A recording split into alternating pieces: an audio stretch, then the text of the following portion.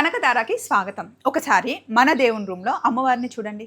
అమ్మవారు కనిపిస్తున్నారా? భలే నవ్వుతున్నారు కదా! అమ్మవారి ఎదురుగా పసుపు కొమ్ములు కనిపిస్తున్నాయి మీకు. నేనెప్పుడూ పూజ రూమ్‌లో అమ్మవారిని చూపించినప్పుడల్లా స్వప్న పసుపు కొమ్ములున్నాయి. ఎందుకున్నాయి? అసలు మీ ఇంట్లో ఎందుకు పెడతారు అలా అని చాలామంది నన్ను అడుగుతున్నారు. ఇదేంటి అంటే సంకీర్తన అక్క. నేను పూజ చేసినా, లేకపోతే ఏదైనా మంత్రాలు చదువుకున్నా మాకొక ఖాళీ కుటుంబం ఉందండి టెలిగ్రామ్‌లో. సంకీర్తనమ్మ ఏది చెప్తే మేము అది ఫాలో అవుతామనమాట. ఒకసారి సంకీర్తనక్క ఏం చెప్పారు అంటే, అమ్మవారికి లక్ష్మీ అష్టోత్తరం చదివేటప్పుడు పసుపు కొమ్ములు పెడుతూ చదివితే అమ్మవారికి చాలా ఇష్టం, మంచిది, అలా ఫాలో అవ్వండి అని చెప్పి ఖాళీ కుటుంబంలో మాకు సంకీర్తనక్క చెప్పారనమాట. అప్పటి నుండి నేను రెగ్యులర్‌గా ఫాలో అవుతున్నానండి. రోజు మా ఇంట్లో శ్రీ సూక్తం చదువుకుంటాం. ఖడ్గమాల చదువుతాం, కనకధార చదువుతాం, అలాగే లక్ష్మీ అష్టోత్తరం చదువుతాం. మా ఆయన లక్ష్మీ అష్టోత్తరం చదువుతూ ఉన్నప్పుడు నేను ఒక్కొక్క పసుపు కొమ్ము పెడుతూ ఉంటానన్నమాట. అది ఎలా మేనేజ్ చేస్తాము అంటే, రోజు మేము పూజ పొద్దున్న చేసేసిన తర్వాత నెక్స్ట్ డే మార్నింగ్ అక్కడంతా శుభ్రం చేసేటప్పుడు మా అత్తమ్మ అవి తీసి డబ్బాలో వేస్తారు.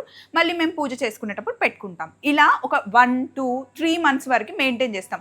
పసుపు కొమ్ములు ఎక్కువ రోజులు ఉండవండి. కొంచెం పురుగు పట్టడం స్టార్ట్ అవుతుంటే వాటిని మార్చేసి మళ్ళీ ఫ్రెష్‌గా 108 పసుపు కొమ్ములు పెట్టుకోవాలన్నమాట.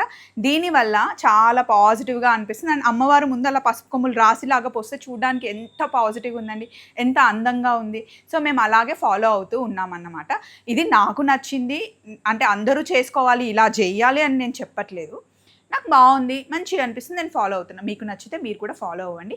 చూస్తూ ఉండండి కనకధార. ఇంకా ఏమైనా డౌట్స్ ఉంటే అడగండి, చెప్తాను.